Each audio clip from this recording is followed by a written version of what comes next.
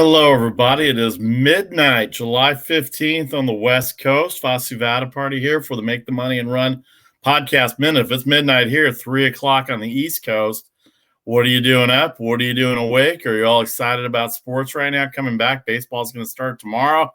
The second half of the season. Is your team a buyer? Is your team a seller? Where are they in the standings? I know that there's a lot of questions to be answered tomorrow on the Make the Money and Run full podcast, 8 hours from now, 9 o'clock on the West Coast, 9 hours from now, 9 o'clock on the West Coast, noon on the East Coast. John Perrotto, longtime Pittsburgh sports writer, been covering the Pirates for a long time, also a Hall of Fame voter. He's also with sportsbettingdime.com. He'll talk about all the things going on Major League Baseball as we get past the All-Star game. How about the All-Star game last night? Shohei Ohtani, a 1-2-3 first inning. He went 0 for 2 in his hitting. Major League Baseball made a special rule where they didn't leave the DH, they left the DH in so Ohtani could get his 2 at-bats and pitch the 1 inning. American League got a run in the second inning. He ended up getting the win, a 5-2 victory for the American League. Ohtani the winner, Corbin Burnes of the Milwaukee Brewers the loser, Vladimir Guerrero home run, and both catchers for each league, Mike Zunino of the Tampa Bay Rays and JT Realmuto of the Philadelphia Phillies each hit home runs. I had the number. It was going to be a long time since each catcher from each league hit a home run in the game, but turned out that was the case yesterday. 5-2, not a lot of runs scored in Colorado yesterday, but the Monday Night Home Run Derby turned out to be pretty exciting as well, too, as Pete Alonso. He was plus 500.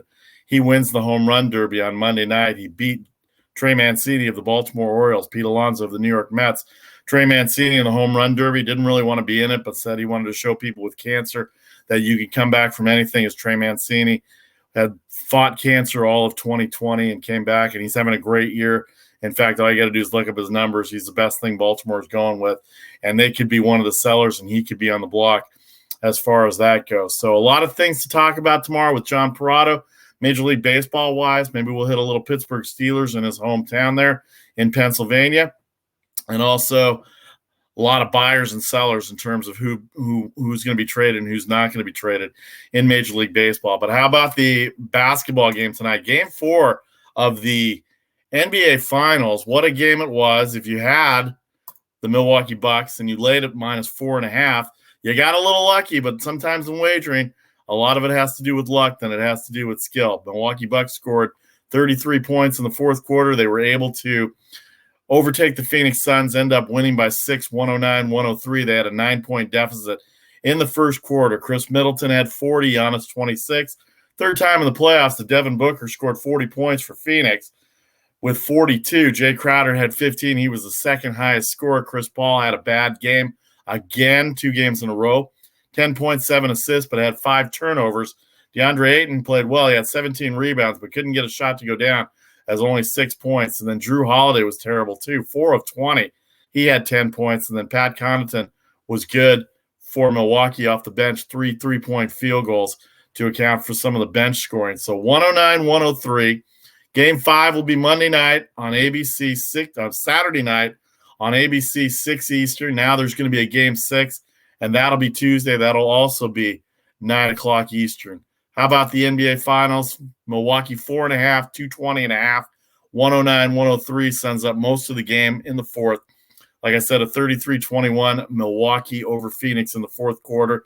Phoenix only shot 7 of 19 in the fourth and only had 5 turnovers to Milwaukee's 1. Booker fouled out at least 3 times. The refereeing was terrible. There were plenty of times where they could have called a foul on Devin Booker. Actually, the fouling was bad on both sides. So it turned out to be a pretty good game for the Milwaukee Bucks in the end, down 9 with about 9 minutes to go. They overtake them. Chris Middleton had 10 points in the last 6 minutes for Milwaukee. He outscored Phoenix by himself 10-4. So Phoenix and Milwaukee tied at 2. A series doesn't start until a road team wins a game. So far, all the home teams have won. It's going to have to be Milwaukee that ends up winning a road game because they're the lower seed. They're going to have to win one of the next 2 games in Phoenix if they're going to take this series for sure. Then Phoenix, all they have to do is hold home court and win the 2 games in Phoenix, and they'll be the NBA champions. I'm sure a lot of people thought when it was 2-0 Phoenix that there were not a lot of chance for Milwaukee being given. In fact, It could have easily been 3-1 up, but Phoenix kind of gave the game away. But give Milwaukee and their defense a lot of credit. Giannis played great. He dominated on the inside. Ayton was not effective. Brook Lopez was not as effective either. But Chris Middleton got hot in the fourth. 40 points in the game, 14 in the fourth quarter. Series tied at 2 games apiece. The early line on Saturday, is Phoenix -4, 218.5. The game will be played in Phoenix, as we said, Saturday at 9 Eastern on ABC. What do you think? MTMAR podcast at gmail.com, at MTMAR podcast on Twitter. You can catch us on any social media outlets. Vasu, Vaddiparty, Charlie O, Casey Freelove on Facebook, on Instagram. And then we also have a Make the Money and Run podcast page on Facebook as well, too. All right, so John Perrotto, our guest at noon Eastern, 9 a.m. Pacific. A lot of baseball talk, who are buyers, who are sellers. The NBA playoffs, we'll get a Game 6 after the Bucks win tonight, 103. And then we'll talk a little MLB draft as well. The Pittsburgh Pirates had the number 1 draft pick in last Sunday's draft, so we'll get John Perrotto's opinion on the draft. We'll talk a little bit of football with 3 weeks to go till training camp. His Pittsburgh Steelers have a lot of questions with Ben Roethlisberger behind the center at the quarterback, and a lot of NBA talk as well, too, between Charlie O and myself. So Joe and Charlie O and me, Vasu Vaddiparty, noon Eastern, 9 a.m. Pacific on the Make the Money and Run podcast. We're here every Monday, Thursdays, and Fridays, Facebook Live and YouTube Live.